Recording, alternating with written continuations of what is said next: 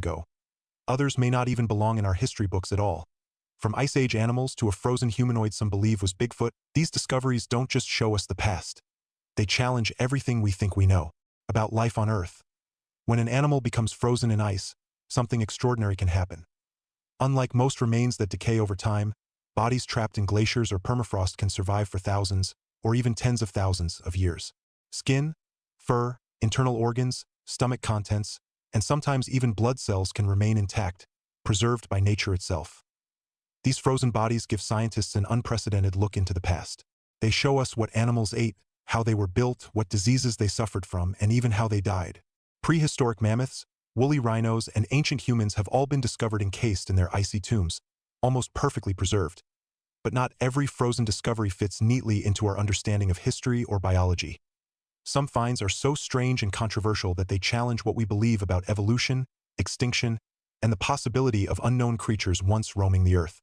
Found in the ice, animal or human, each discovery adds another piece to the puzzle of life's long and complicated history. Here are 5 strange creatures that have been found frozen in ice, beginning with one of the most controversial frozen bodies ever displayed to the public. Creature number 1. The Minnesota Iceman. The first frozen creature on this list is surrounded by mystery, controversy, and decades of debate. Known as the Minnesota Iceman, this specimen was not an ancient Ice Age animal, but something far more unsettling, a large, human-like ape that many claimed resembled Bigfoot. During the 1960s and 1970s, the Minnesota Iceman toured extensively across North America. It was displayed in carnivals, fairs, and exhibition halls, encased inside a block of ice for the public to see. The man responsible for exhibiting the body was named Frank Hansen. Hansen claimed that he was not the owner of the Iceman, but merely the caretaker, protecting the identity of the real owner, whose name was never officially revealed. Rumors quickly spread. Some suggested the mysterious owner was a wealthy collector. Others claimed it was none other than Hollywood actor James Stewart, though this was never confirmed.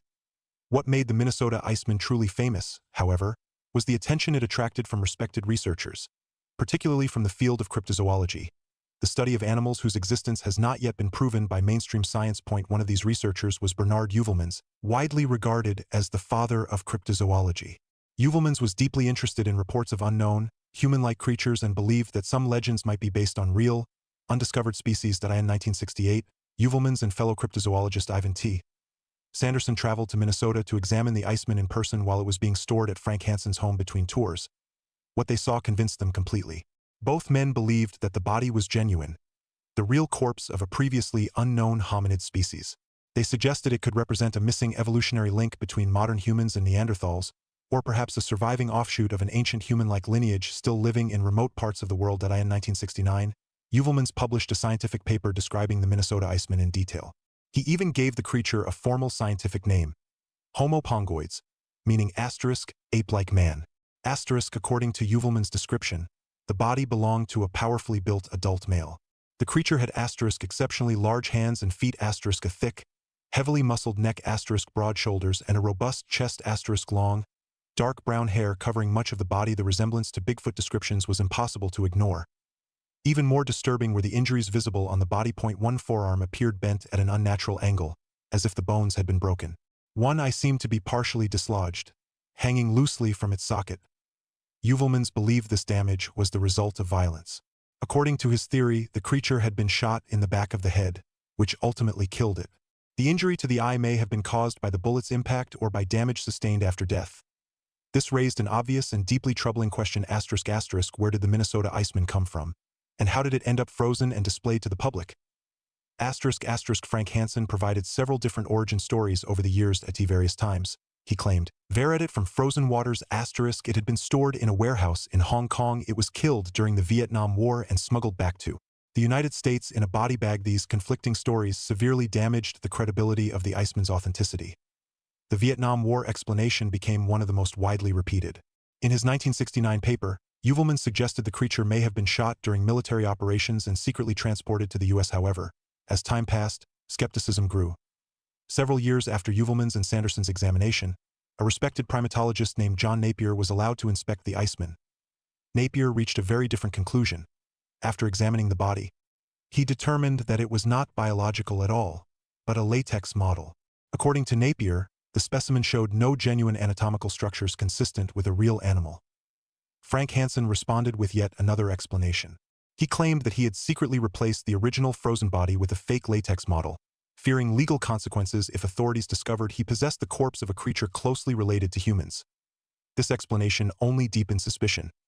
Photographs taken of the Minnesota Iceman over the years reveal subtle differences in limb positions and facial details, suggesting that more than one model may have been used.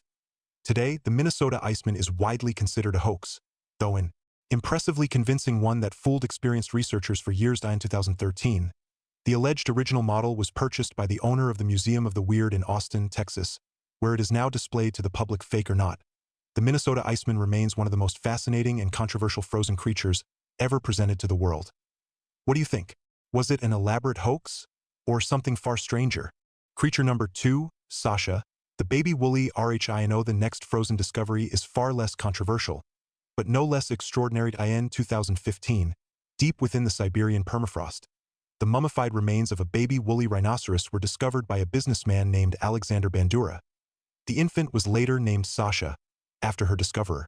Scientists estimate that Sasha lived around 34,000 years ago, during an interglacial period when Siberia was significantly warmer than it is today. At the time of her death, Sasha was approximately 1.5 years old. Her body measures about 1.5 meters in length and just under 1 meter in height. Researchers have been unable to determine whether Sasha was male or female, but her preservation is nothing short of extraordinary. What makes Sasha so important is how intact she is. The specimen retains all 4 legs most of her thick, woolly coat a remarkably well-preserved skull. Because of this, Sasha is considered the best-preserved woolly rhino ever discovered and the only baby woolly rhino found to date. This single specimen has provided scientists with invaluable information about young woolly rhinos, something that was previously almost impossible to study. Thanks to Sasha's preservation, researchers can examine the anatomy of her ears, eyes, and tongue muscle structure and growth patterns developmental features unique to infant woolly rhinos. However, one mystery puzzled paleontologists. The mortality rate of young woolly rhinos was believed to be extremely low. Infant rhino skulls are incredibly rare, suggesting that mothers invested heavily in protecting their young and that few died at such an early age. So how did Sasha die?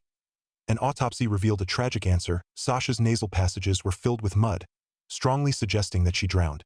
Researchers believe she may have become trapped in soft ground or muddy terrain, unable to escape.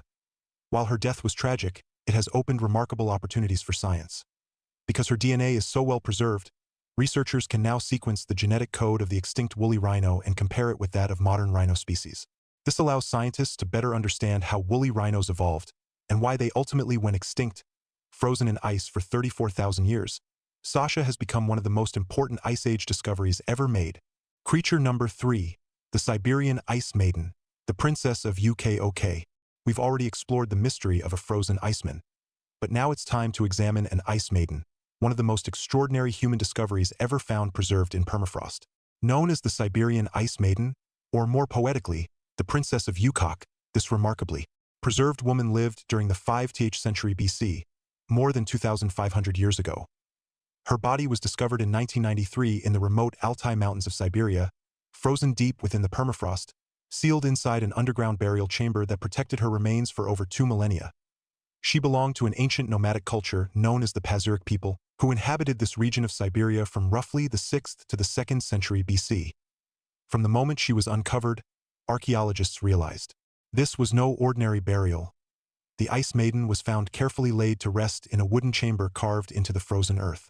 Surrounding her body were objects that immediately suggested she had held great importance within her society. Perhaps the most striking discovery was the presence of 6 horses, buried alongside her. Each horse was equipped with elaborate saddles and harnesses, likely meant to accompany her on her journey into the afterlife. Also found within the burial chamber were cuts of sheep and horse meat, possibly food offerings, decorative ornaments, and finely crafted clothing, a container filled with cannabis, suggesting ritual or medicinal use. Together, these items painted a vivid picture of a woman who was deeply respected, possibly a noble, priestess, or spiritual leader among the Pazyryk people. At the time of her death, the Ice Maiden was only about 25 years old. For many years, researchers could only speculate about how she died. There were no obvious signs of violent trauma, and her careful burial suggested she had not been killed in battle or conflict. But in 2014, modern technology revealed a heartbreaking truth. An MRI scan was performed on the Ice Maiden's frozen remains, allowing scientists to look inside her body without damaging it. What they discovered completely changed our understanding of her final years. The scan revealed that she had suffered from osteomyelitis, a painful infection of the bone, since childhood. This condition alone would have caused chronic pain and weakness, but that wasn't all. The MRI also revealed injuries consistent with a fall from a horse, including trauma to her body that had partially healed before her death.